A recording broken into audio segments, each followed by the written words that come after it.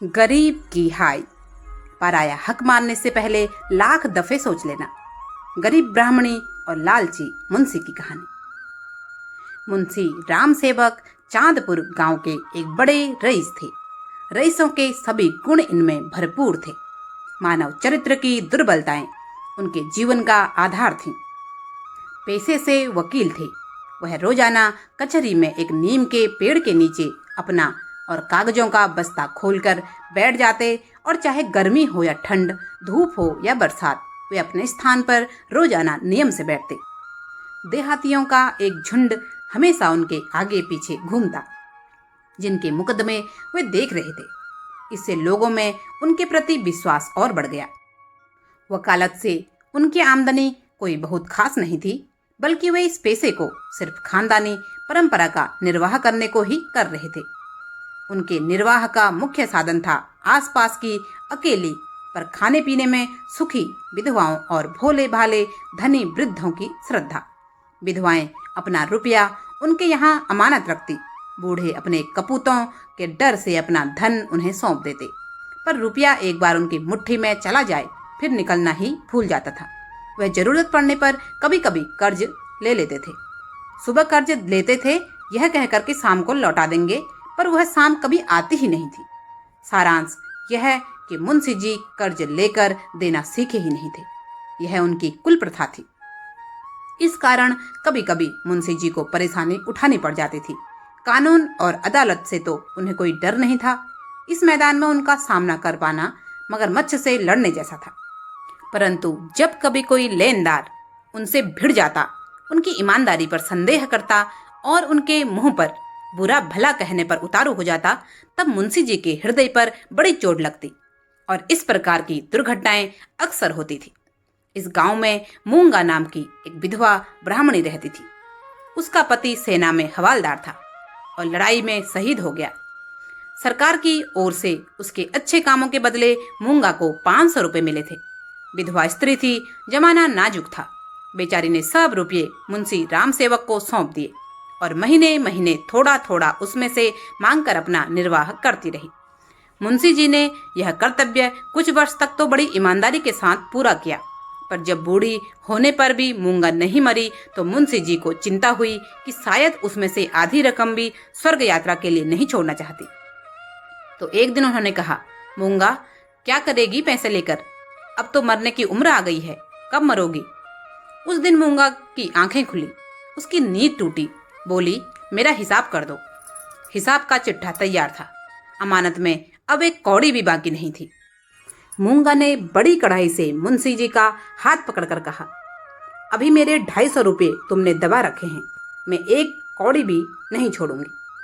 परंतु बेचारी का क्रोध पटाखे की आवाज जैसा था, जिससे बच्चे डर सकते हैं, मुंशी राम सेवक भला क्या डरेंगे। अदालत में उस बेचारी का कुछ जोर नहीं था। न पढ़ी लिखी थी, न हिसाब किताब आता था। हाँ, पंचायत से उसे कुछ आसरा था, सो वह पंचायत पहुंच गई। पंचायत बैठी, कई गांव के लोग इकट्ठे हुए। मुंशी जी नियत और मामले के साफ थे। उन्हें पंचों का क्या डर। सभा में खड़े होकर पंचों से कहा, भाइयों, आप लोग सत्यनारायण और कुलीन हैं। मैं आप सब साहबों का दास हूँ। आप सब साहबों की उदारता और कृपा से, दया और प्रेम से मेरा रोम रोम कृतज्ञ है। और आप लोग सोचते हैं कि अनाथनी और विधवा स्त्री के रुपये हड़प कर गया हूँ। पंचों ने एक स्वर में कहा, नहीं नहीं, आपसे ऐसा नहीं हो सकता।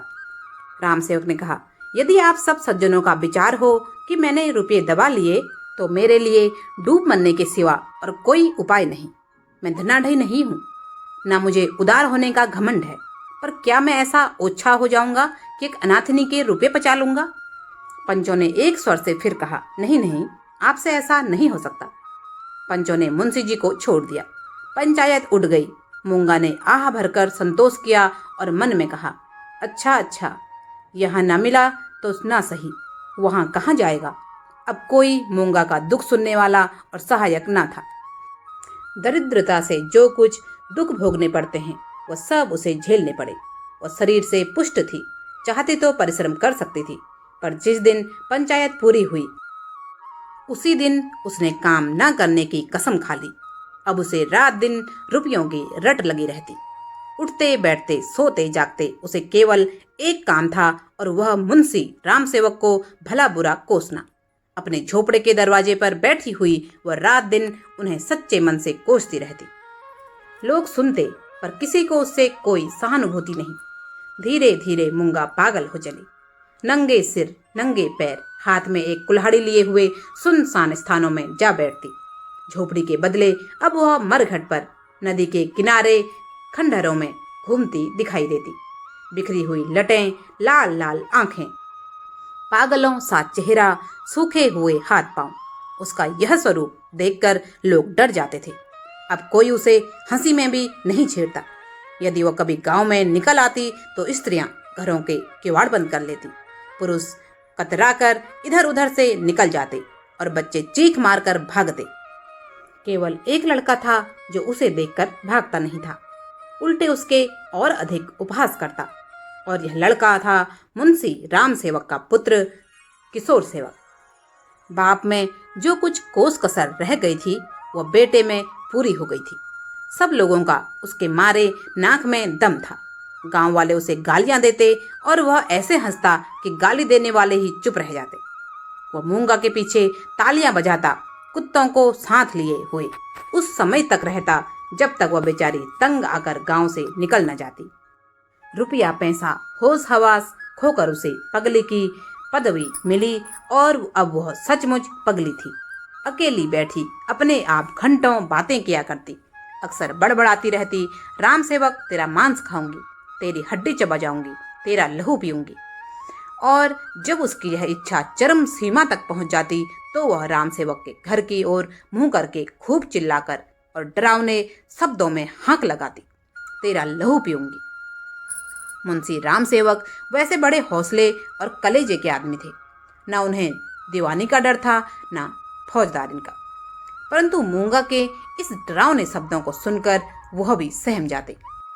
हमें मनुष्य के न्याय का डर ना हो, परंतु ईश्वर के न्याय का प्रत्येक मनुष्य के मन में कभी कभी ऐसी ही भावना उत्पन्न कर देता, और उनसे अधिक उनकी स्त्री के मन में।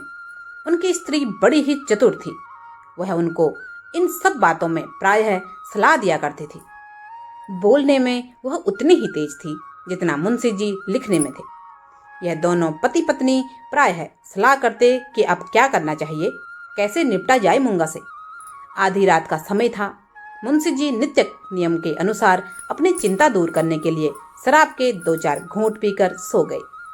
यकायक मूंगा ने उनके दरवाजे पर आकर जोर से हाँक लगाई, तेरा लहू पीऊंगी, और खूब खिलखिलाकर हंसी। मुंशी जी यह भयावह ठहाका सुनकर चौंक पड़े। डर के मारे पैर थर थर कांपने लगे, कलेजा धक धक करने लगा। दिल पर बहुत जोर डालकर उन्होंने दरवाजा खोला। जाकर अपनी पत्नी को जगाया। प्रेमा ने झुंझलाकर कहा, क्या है, क्या कहते हो? मुंशी जी ने दबी आवाज से कहा, वह दरवाजे पर खड़ी है। प्रेमा उठ बैठी। क्या कहती है? तुम्हारा सिर सुना नहीं, मेरा खून पीने की धमकी दे रही है। प्रेमा मूंगा से नहीं परंतु उसके ध्यान से बहुत डरती थी, तो भी उसे विश्वास था कि मैं चिल्लाकर बोलूंगी तो वह डरकर चुप हो जाएगी। दोनों पैर दबाए ठोड़ी में गए और दरवाजे से झांक कर देखा, मूंगा की धुंधली मूरत धरती पर पड़ी थी और उसकी सांस तेजी से चलती हुई सुनाई दे रही थी। राम सेवक के लहू मांस की भूख में वह अपना लहू और मांस सुखा चुकी थी। एक छोटा बच्चा भी उसे धक्का देकर गिरा सकता था, परंतु उससे सारा गांव थर थर कांपता था। रात गुजरी, दरवाजा बंद था, पर मुंशी जी और प्रेमा ने बैठकर रात काटी। मूंगा भीतर नहीं घुस सकती थी, पर उसकी आवाज को कौन रोक सकता था? मूंगा से अधिक डरावनी थी उसकी आवाज। भोर को मुंशी जी बाहर निकले और मूंगा से बोले, यहाँ क्यों पड़ी है? मूंगा बोली, तेरा लहू पीऊंगी। प्रेमा ने पलट कर कहा, मैं तेरा मुंह झुलस दूंगी। पर प्रेमा के जवाब ने मूंगा पर कुछ असर न किया। उसने जोर से ठहाका लगाया। प्रेमा खिसियाने सी हो गई। मुंशी जी फिर बोले, यहाँ से उठ और निकल जा। नहीं उठूंगी। कब तक पड़ी रहेगी? तेरा लहू पी कर जाऊंगी। मुंशी जी और धर्मपत्नी जब दोनों लाचार हो गए, कोई वश नहीं चला, घर में जाकर सलाह करने लगे। यह बला कैसे टलेगी? इस आपत्ति से कैसे छुटकारा होगा। गांव भर में यह चर्चा फैल गई कि मूंगा मुंशी जी के दरवाजे पर धरना दिए बैठी है। लोग तमाशा देखने के लिए जमा हो गए। देखते देखते सैकड़ों आदमियों की भीड़ लग गई। यह भीड़ राम सेवक के बेटे किशोर सेवक को पसंद नहीं आई। मूंगा पर उसे ऐसा क्रोध आ रहा था कि यदि उसका बस चलता तो वह इस कुएं में उसे ढकेल देता। मुंशी जी के घर में एक गाय थी। किशोर सेवक ने उसी गाय का गोबर एक हांडी में घोला और सबका सब बेचारी मूंगा पर उड़ेल दिया। उसके थोड़े बहुत छींटे दर्शकों पर भी डाल दिए। बेचारी मूंगा गोबर के घोल से लथपथ हो गई और लोग भाग खड़े हुए। इधर भीड़ कम हुई, उधर किशोर सेवक घर में जाकर खूब हंसा और खूब तालियां बजाई। मुंशी जी ने अपने सुशील लड़के की पीठ ठोकी। सब लोग तो चंपत हो गए, पर बेचारी मूंगा ज्यों की त्यों बैठी रही। दोपहर हुई, मूंगा ने कुछ नहीं खाया। सांझ हुई, 1000 कहने सुनने से भी नहीं खाया। गांव के चौधरी ने भी बड़ी खुशामद की, यहाँ तक कि मुंशी जी ने हाथ तक जोड़े, पर देवी प्रसन्न नहीं हुई। मूंगा ने यह रात भी बिना दाना पानी के काट दी। लाला जी और प्रेमा ने आज फिर जाग जाग कर रात काटी। आज मूंगा की गरज और हंसी बहुत कम सुनाई पड़ती थी। घर वालों ने समझा बला टली। सवेरे होते ही जो दरवाजा खोलकर देखा तो वह अचेत पड़ी थी। मुंह पर मक्खियां भिन भिना रही थी और उसके प्राण पखेरु उड़ चुके थे। वह इस दरवाजे पर मरने ही आई थी। जिसने उसके जीवन की जमा पूंजी हर ली थी, उसी को अपनी जान भी सौंप दी। गांव भर में इस घटना से बड़ी हलचल मची और मुंशी राम सेवक बड़े बूढ़े अपमानित हुए। एक छोटे से गांव में ऐसी असाधारण घटना होने पर जितनी हलचल हो सकती थी, उससे अधिक ही हुई। मुंशी जी का अपमान जितना होना चाहिए था, उससे अधिक हुआ। मूंगा ब्राह्मणी थी। ब्राह्मणी उनके दरवाजे पर मरी थी और अब मुंशी राम सेवक को ब्रह्म हत्या का दंड मिलना बाकी था। अब गांव का चमार भी उनके हाथ का पानी नहीं पीता था। हज्जाम ने उनकी दाढ़ी बनाने और बाल काटने से मना कर दिया। कहार ने पानी भरने से मना कर दिया। धोबी ने उनके कपड़े धोने से मना कर दिया। मूंगा यह जानती थी कि गो हत्या से भी कड़ा प्रायश्चित होता है ब्रह्म हत्या का, और इसीलिए मुंशी राम सेवक के दरवाजे पर आकर मरी थी।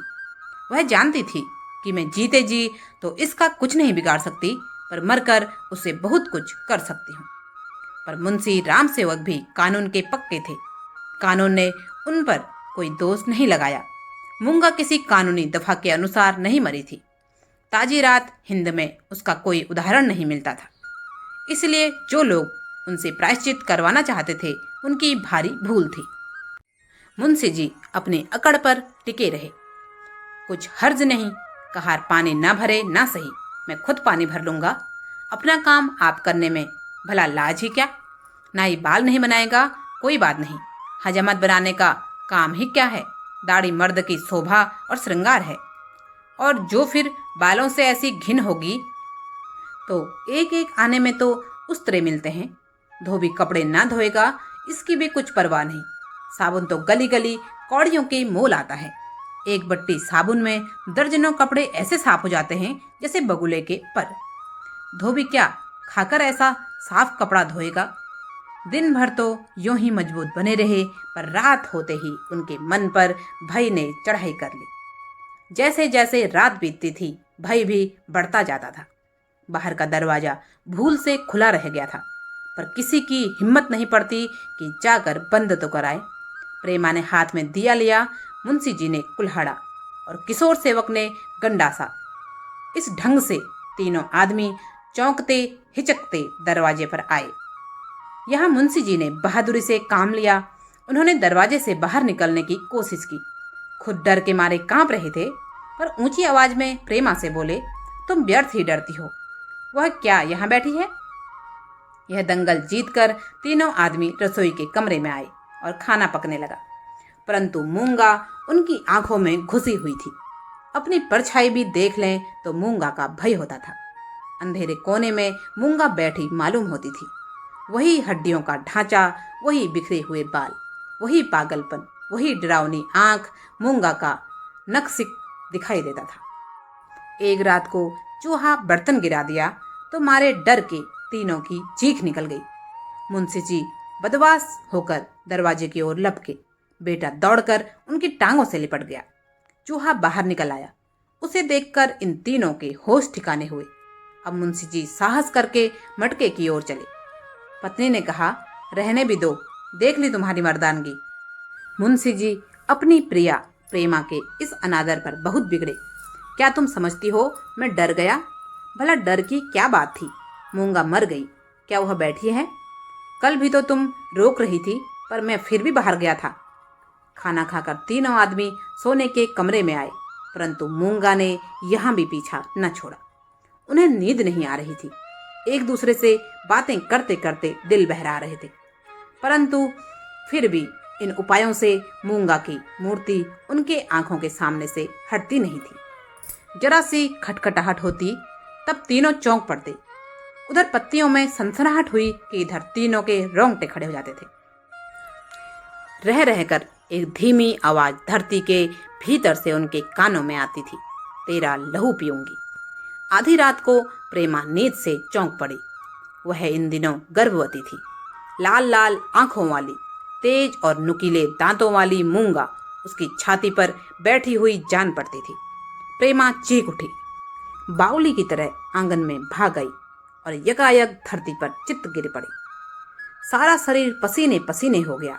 मुंशी जी भी उसकी चीख सुनकर चौंके, पर डर के मारे आंखें न खुली। अंधों की तरह दरवाजा टटोलते रहे। बहुत देर बाद उन्हें दरवाजा मिला। आंगन में आए, प्रेमा जमीन पर पड़ी, हाथ पांव पटक रही थी। उसे उठाकर भीतर लाए, पर रात भर उसने आंखें न खोली। सुबह हुई और उसे ज्वर हो आया। बदन लाल तवा सा हो गया। सांझ होते होते गर्भपात हो गया और आधी रात के समय जब संसार में सन्नाटा छाया हुआ था, प्रेमा इस संसार से चल बसी। मूंगा के डर ने उसकी जान ले ली। जब तक मूंगा जीती रही, वह प्रेमा से सदा डरती रही। पगली होने पर भी उसने कभी प्रेमा का सामना नहीं किया, पर अपनी जान देकर उसने आज प्रेमा की जान ले ली। सचमुच भय में बड़ी शक्ति है। रात बीत गई, दिन चढ़ता आता था, पर गांव का कोई आदमी प्रेमा की लाश उठाने को आता ना दिखाई दिया। मुंशी जी घर घर घूमे, पर कोई ना निकला। भला हत्यारे के दरवाजे पर कौन जाए? हत्यारे की लाश कौन उठाए? इस समय मुंशी जी का रौब, दाव, उनकी प्रबल लेखने का भय और उनकी कानूनी प्रतिभा कोई भी काम नहीं आई। चारों ओर से हार कर मुंशी जी फिर अपने घर आए। यहाँ उन्हें अंधकार ही अंधकार दिखाई दिया। दरवाजे तक तो आए, पर भीतर पैर नहीं रखा जाता था। न बाहर ही खड़े रह सकते थे। बाहर मूंगा का भूत था, भीतर प्रेमा की लाश। जी को कड़ा करके हनुमान चालीसा का पाठ करते हुए घर में घुसे। उस समय उनके मन पर जो बीतती थी वह वही जानते थे। उनका अनुमान करना कठिन है। घर में लाश पड़ी हुई, न कोई आगे न कोई पीछे। यह नुकसान अब पूरा नहीं हो सकता। दूसरे दिन मुंशी जी लाश को एक ठेले गाड़ी पर लादकर गंगा जी की तरफ चले। 100 के साथ जाने वालों की संख्या कुछ भी न थी। एक स्वयं मुंशी जी, दूसरा उनका पुत्र किशोर सेवक। इस बेइज्जती से मूंगा की लाश भी नहीं उठी थी। मूंगा ने प्रेमा की जान लेकर भी मुंशी जी का पिंड न छोड़ा। उनके मन में हर घड़ी मूंगा की मूर्ति विराजमान थी। कहीं भी रहते उनका ध्यान इसी ओर रहा करता। यदि दिल बहलाव का कोई उपाय होता तो शायद वह इतने बेचैन न होते, पर गांव का एक पुतली भी उनके दरवाजे की ओर न झांकता था। बेचारे अपने हाथों पानी भरते, आप ही बर्तन धोते, अकेले कैदी की तरह 13 दिन ज्यों त्यों करके काटे। 14वें दिन मुंशी ने कपड़े बदले और बोरिया बस्ता लिए हुए कचहरी चले। आज उनका चेहरा कुछ खिला हुआ था। उन्हें उम्मीद थी कि जाते ही मेरे मुवक्किल मुझे घेर लेंगे, मेरी मातम पुरची करेंगे। मैं आंसुओं की 2-4 बूंदें गिरा दूंगा। इन्हीं विचारों में मगन मुंशी जी कचहरी पहुंचे, पर वहां ऐसा कुछ न हुआ। कोई पूछने वाला नहीं था। बस्ता खोले घंटों बैठे रहे, पर कोई नजदीक भी ना आया। किसी ने इतना भी ना पूछा कि आप कैसे हैं। नए मुवक्किल तो छोड़िए, बड़े बड़े पुराने मुवक्किल जिनका मुंशी जी कई पीढ़ियों से सरोकारा था, आज उनसे मुंह छिपाने लगे। शाम हुई। निराशा और चिंता में डूबे हुए ज्यों-ज्यों घर के निकट आते थे, मूंगा का चित्र सामने आ जाता था। यहाँ तक कि गली के कुत्ते भी उन पर भौंके तो लगा मूंगा चिल्ला रही है। मुंशी जी पर इसके बाद क्या बीती मालूम नहीं। कई दिन तक लोगों ने उन्हें कचहरी जाते और वहां से मुरझाए हुए लौटते देखा। इसके बाद एक दिन अचानक वह गायब हो गए, कभी दिखाई नहीं पड़े। लोग कहने लगे शायद बद्रीनाथ चले गए। मुंशी राम सेवक के अचानक गायब हो जाने के बाद किशोर सेवक ने अपने पिता को ढूंढने की कोशिश की, पर कोई पता नहीं चला। एक दिन गांव के कुछ आवारा लौंडों ने उसे छेड़ा तो वह मारपीट पर उतर आया। दोनों ओर से लात घूंसे चले और किशोर सेवक बुरी तरह पिट गया। वह भागता हुआ अपने घर पहुंचा और चाकू लेकर उन लड़कों पर हमला कर दिया। फौजदारी हो गई और एक लड़का मारा गया। पुलिस आई और किशोर सेवक को पकड़कर ले गई। मुंशी राम सेवक के घर को ताला लग गया। कई महीनों बाद एक दिन गांव में एक साधु आया। चेहरे पर भभूत रमाए, लंबी लंबी जटाएं, हाथ में कमंडल। वह एक पेड़ के नीचे धूणी रमाए हुए था। लोगों ने उसे पहले कभी नहीं देखा था। ध्यान से देखा तो पाया कि यह तो मुंशी राम सेवक हैं। लोगों ने दूर से ही प्रणाम किया और चले गए। साधु पेड़ के नीचे बैठा रहा। उसी रात मुंशी राम सेवक के घर धुआं उठा और फिर आग भड़क उठी। गांव के सैकड़ों आदमी दौड़े, लेकिन आग बुझाने के लिए नहीं, बल्कि तमाशा देखने के लिए। घर पूरी तरह जलकर खाक हो चुका था और साधु भी पेड़ के नीचे दिखाई नहीं दिया। उसने स्वयं को भी घर की आग में ही भस्म कर दिया। एक गरीब की हाय ने अपना प्रभाव दिखा दिया। जो लोग गरीबों को, दीनहीन और दरिद्रों का हक मारते हैं, उनके साथ ईश्वर कैसा न्याय करता है। मुंशी राम सेवक और उसके परिवार का अंत इसकी एक मिसाल है। आप सभी से विनम्र अनुरोध है कि अगर कहानी पसंद आए तो कृपया एक लाइक जरूर करें। चैनल पर अभी तक भी नए हैं तो सब्सक्राइब अवश्य करें और कमेंट बॉक्स में जय श्री राम का जयकारा अवश्य लगाएं। आपका बहुत बहुत धन्यवाद। जय जय श्री राम।